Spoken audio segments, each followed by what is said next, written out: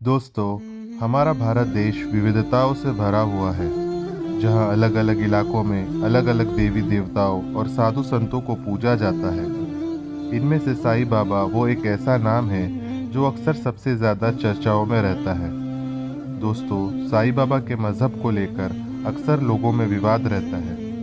दरअसल दोस्तों, जहाँ हिंदुओं का एक बड़ा ग्रुप साईं बाबा को मानता है, उनकी पूजा करता है, उनके मंदिर में दर्शन के लिए जाता है, तो वहीं दूसरी तरफ हिंदुओं का एक ग्रुप ऐसा भी है जो साईं बाबा को पूरी तरह से नकारता है। ना सिर्फ नकारता है, बल्कि ये भी दावा करता है कि साईं बाबा का साधु संत और भगवान होना तो दूर, बल्कि वो एक हिंदू भी नहीं थे।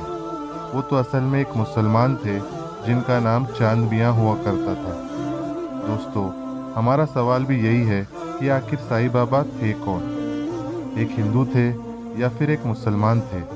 अगर वो एक मुसलमान थे, तो आखिर हिंदू लोग उन्हें पूछते क्यों हैं? तो दोस्तों, आज की इस वीडियो में हम इन्हीं सारे सवालों के जवाब जानने की कोशिश करेंगे।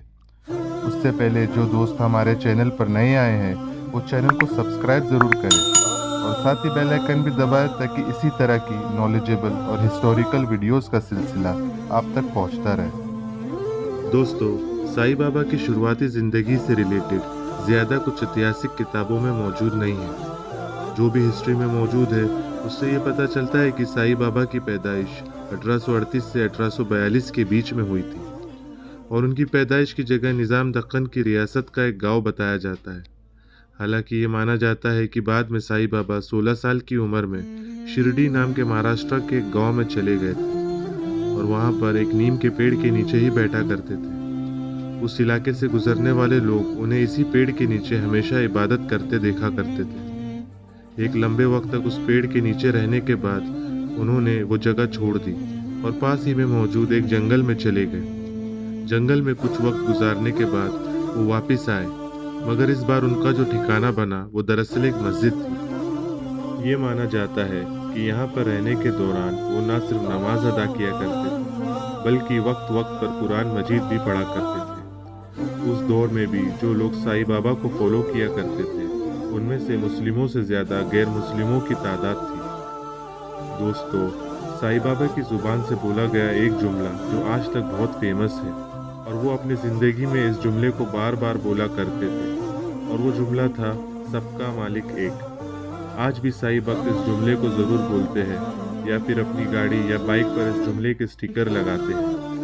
इसके अलावा साईं बाबा के बारे में ये भी माना जाता है कि साईं बाबा जब भी अपने फॉलोअर्स में बैठा करते थे और अपने फॉलोअर्स को नसीहत किया करते थे, तो ना सिर्फ कुरान की बहुत सारी आयतों से बहुत सारी चीज़ें बताया करते थे, बल्कि हिंदू धर्म की किताबों से भी वो सारी चीज़ें बताया करते थे, जिससे हिंदू लोग अच्छी बातें सीख सकें। फिलहाल दोस्तों, अक्टूबर 1918 में साईं बाबा हमारी इस दुनिया से हमेशा हमेशा के लिए चले गए थे। उनके इंतकाल के बाद उनको मुस्लिम तौर तरीके के साथ उसी मस्जिद से मिली हुई दीवार के पास ही दफना दिया गया था, जिस मस्जिद में उन्होंने अपनी ज़िंदगी का ज़्यादातर वक्त गुजारा था। आपको जानकर शायद हैरानी होगी कि मुसलमानों का भी एक छोटा सा ग्रुप है जो साईं बाबा में यकीन रखता है और उन्हें मानता है। उनका तो ये दावा है कि साईं बाबा तो अपने फॉलोअर्स को तौहीद का दर्स देते थे और साईं बाबा भी एक तौहीद परस्त थे, मगर बाद में जब उनका इंतकाल हो गया तो जाहिर है उनके मानने वालों में ज़्यादातर तादाद हिंदुओं की थी, इसलिए धीरे धीरे उनकी तालीमात को बदल दिया गया। और क्योंकि उनकी ज़िंदगी में ही उनके ठिकाने के बाहर उनसे दुआ लेने के लिए लोगों की लंबी लाइन लगी रहती थी, वही लाइन उनके इंतकाल के बाद उनके कब्र पर भी लगी रही और फिर धीरे धीरे उन लोगों ने उनकी इबादत भी शुरू कर दी और बाद में उनके नाम से मंदिर बनना भी शुरू हो गया।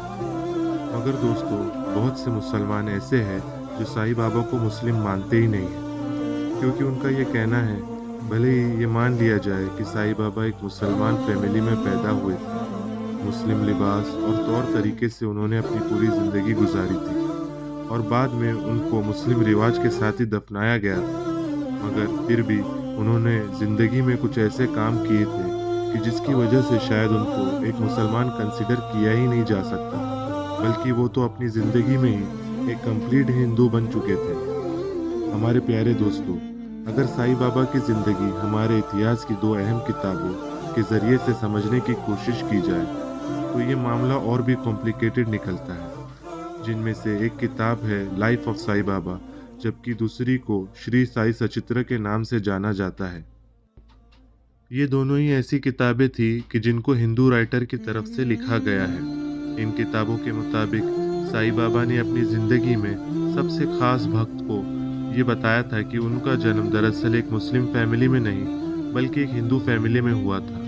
मगर जैसे ही साईं बाबा की उम्र 5 साल की हुई थी, तो उनके माँ बाप ने उनको एक मुस्लिम फ़कीर को सौंप दिया था। अभी साईं बाबा ने उस मुस्लिम फैमिली के साथ 4-5 साल ही गुजारे थे कि उस फ़कीर का इंतकाल हो गया था। उसके बाद साईं बाबा की परवरिश गोपाल राव देशमुख ने की थी। यानी दोस्तों, अगर सही मायने में साईं बाबा की ज़िंदगी का जायज़ा लिया जाए, तो उसमें हिंदू और मुस्लिम दोनों ही धर्मों की बहुत सारी चीज़ें मिक्स मिलती हैं। ये पता लगाना बहुत ही मुश्किल काम है कि आखिर साईं बाबा हिंदू थे या मुसलमान थे।